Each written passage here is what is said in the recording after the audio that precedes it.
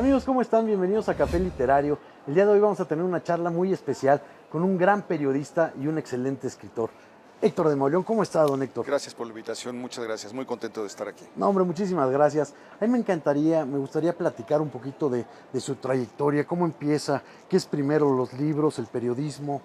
¿Por dónde empieza Héctor de Mauleón? No, bueno, todo empieza siempre por donde empezamos todos, que es en una casa llena de libros, Así es. en donde pasa uno muchas horas solo y de repente cae un libro que se abre y abre ventanas y puertas hacia mundos maravillosos y desconocidos y la noción desde el primer instante de que ese era el camino que yo quería. Es como decimos, seguir. yo comento mucho que los libros es la mejor herramienta para el uso de la imaginación. Pues uno puede saltar todos los muros de la infancia sobre todo, cuando tiene la fortuna de descubrir un libro. Y hay momentos en los que la puerta del futuro se abre de golpe. Okay. Para mí esa puerta se abrió cuando cayeron esas primeras lecturas y me sentí verdaderamente sacudido, maravillado, transportado. Y pues se volvió una relación muy estrecha ya con la palabra escrita. Okay. Y con el paso del tiempo fui descubriendo que había una manera de vivir de la escritura para no tener que dedicarme a otra cosa y escribir en mis ratos libres, y era el periodismo. Sí, porque mucho de repente dicen, ¿no? Y bueno, y en términos generales, dicen, eres escritor, te vas a morir de hambre. O sea, Pues, es lo que se dice en las calles, ¿no? Es muy difícil para un escritor vivir de sus libros. En México son contados, se pueden contar con los dedos de las manos los escritores que logran el prodigio de vivir de lo que escriben. Yo descubrí por fortuna muy pronto que había una manera de vivir de la escritura y de vivir de la máquina de escribir. Y esa posibilidad la abrió el periodismo. El periodismo. Es una línea de periodismo muy interesante. ¿Entró en qué años o cuánto tiempo lleva ya de periodista? Ya tiene 30 años. 30 años de trayectoria. ¿Y cuál es la línea principal que cubre? Pues los primeros años son los años de aprendizaje, en los que uno toma modelos que imitar y que seguir. Por fortuna pues, tuve maestros que estaban cerca y que me fueron guiando. Tuve amigos muy nobles que me fueron marcando un poco el camino. Y al mismo tiempo pues aprendí a vivir con un pie en la redacción y con otro pie en la escritura de libros, en la literatura, etcétera. ¿Cómo empieza en el periodismo, Héctor de Mauleón? Yo comencé en la revista Contenido.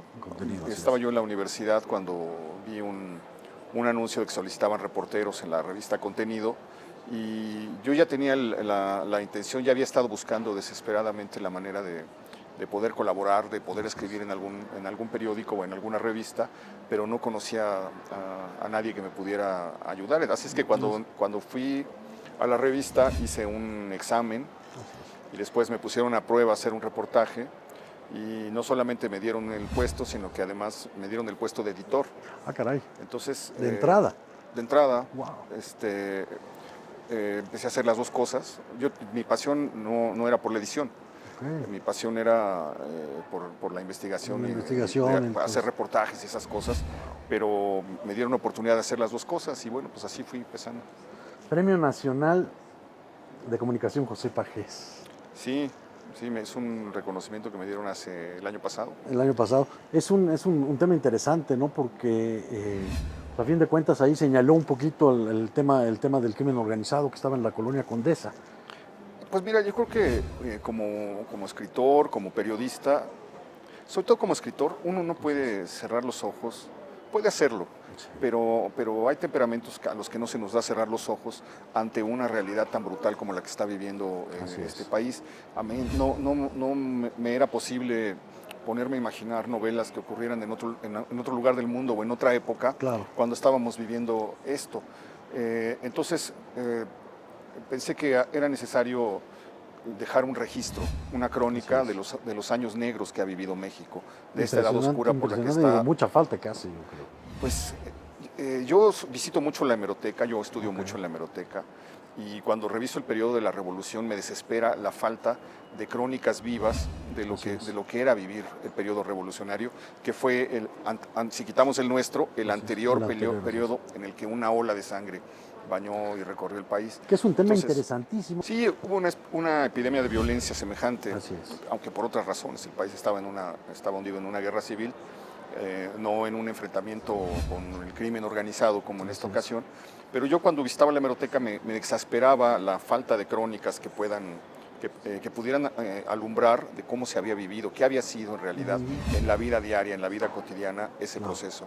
Y un poco alentado por o bajo el influjo de esa carencia, pensé que sería necesario dejar un registro de estos años violentos que estamos viviendo, de la galería de criminales que han desfilado y de los horrores que la guerra contra el todo lo que está pasando en el día a día, ¿no? País. Entonces comencé a documentar eso desde hace 20 años y cuando empezaba cuando la palabra narcotráfico había llegado a la primera plana de los diarios, porque antes siempre estaba en la página de policíaca, en la de nota roja, pero cuando empezó a llegar y se empezó a usar para designar una forma de la realidad que no habíamos visto, como narcopolítica, narcoeconomía, narcoperiodismo, narcoarquitectura, que ya está por todos lados, narcoestética. Cuando llegó ese prefijo, y se instaló en la vida pública, yo comencé a pensar que había que dejar una crónica de ese tiempo. Lo que nunca imaginé es que iban a pasar 20 años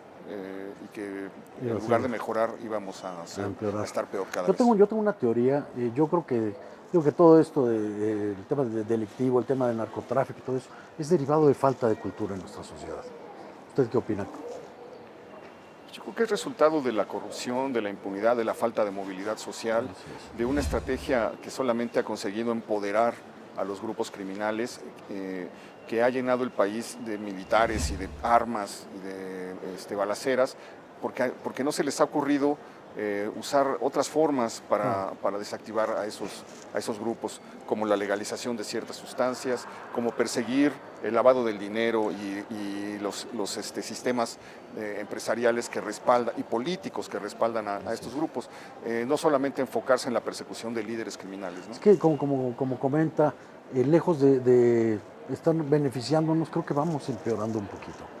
Pues acabamos de tener el año más violento desde 1997, entonces pues yo creo que nos deberíamos replantear hasta qué punto vamos a permitir que esto continúe, ¿no? Sí, claro. Bueno, inclusive en la documentación que hice y demás para llevar a cabo esta entrevista, vi que hasta amenazas ha tenido por los textos, por las notas que ha... Hubo un periodo publicado, en el que sí estuvieron llegando algunas amenazas relacionadas con el descubrimiento de centros de narcomenudeo en la Condesa, en algunos puntos de la ciudad, y por escribir sobre lo que ocurrió en Tláhuac, con el cártel de Tláhuac.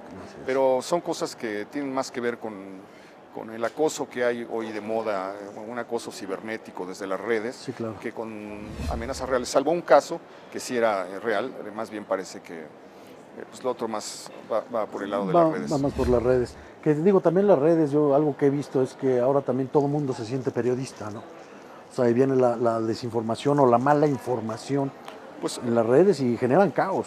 Tienen las dos cosas. Una cosa es la capacidad de articular rapidísimamente a la sociedad, como lo vimos en el terremoto pasado, o como pasó hace 6 años con el movimiento Yo Soy 132, en donde se articuló a través de las redes todo un movimiento social. Entonces tiene esa parte positiva, pero tiene la otra parte negativa en la que pues, el rigor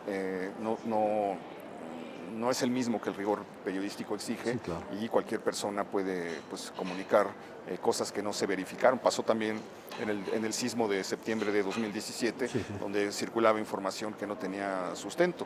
Entonces yo creo que estamos entrando en un cambio de paradigma cultural y nos tenemos que empezar a acostumbrar y habituar a las nuevas reglas, ¿no? Así es. Héctor de Mauleón, ¿cómo ve el periodismo cuando empezó al día de hoy? ¿Cómo ve el cambio?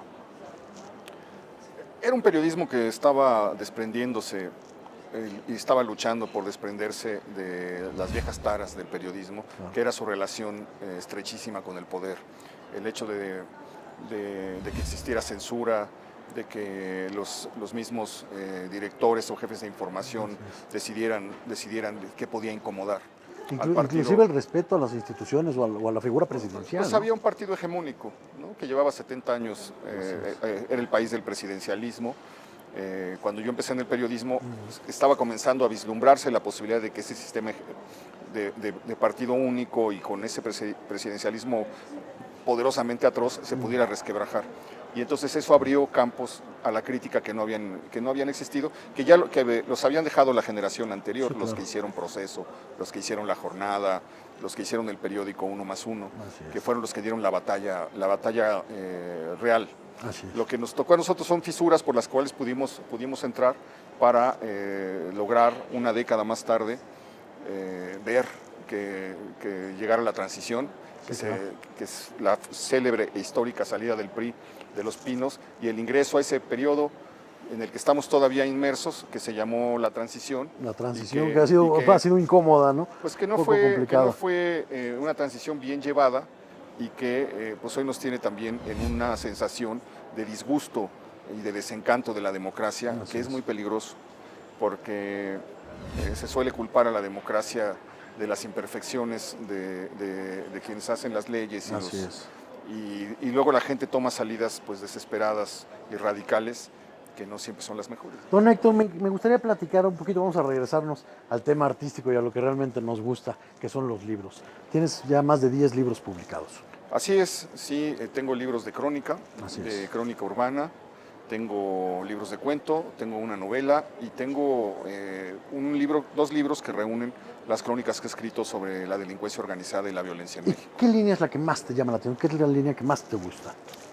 Pues tengo una fascinación especial por la crónica urbana, la tradición de los cronistas de la Ciudad de México que comenzó en 1554 y que ha dejado escritores que se han tomado como la tarea de retratar su momento, la ciudad de su momento, para compartirla a las generaciones que siguen. Y entonces haber leído a esos autores y poder constatar como el álbum de familia de la ciudad es algo muy gratificante y muy atractivo. Pues uno encuentra los textos de Manuel Paino, o los de Manuel Gutiérrez Nájera, los de... Manuel Paino, a mí me encanta Manuel Paino. Pues es uno de los grandes, es el gran escritor junto con Altamirano del siglo XIX, de la primera mitad del siglo XIX, porque luego aparecen monstruos como Manuel Gutiérrez Nájera, precisamente, y luego viene esta generación también de grandes cronistas, que son Tablada, Urbina, y en el siglo XX, Salvador Novo y Carlos Monsiváis. Oye, el tema de nuevos escritores, nuevos talentos, ¿cómo lo ves en México? Pues creo que hay una gran vitalidad de la literatura mexicana, la ha habido siempre. La literatura se renueva en generaciones prácticamente desde 1830 a la fecha.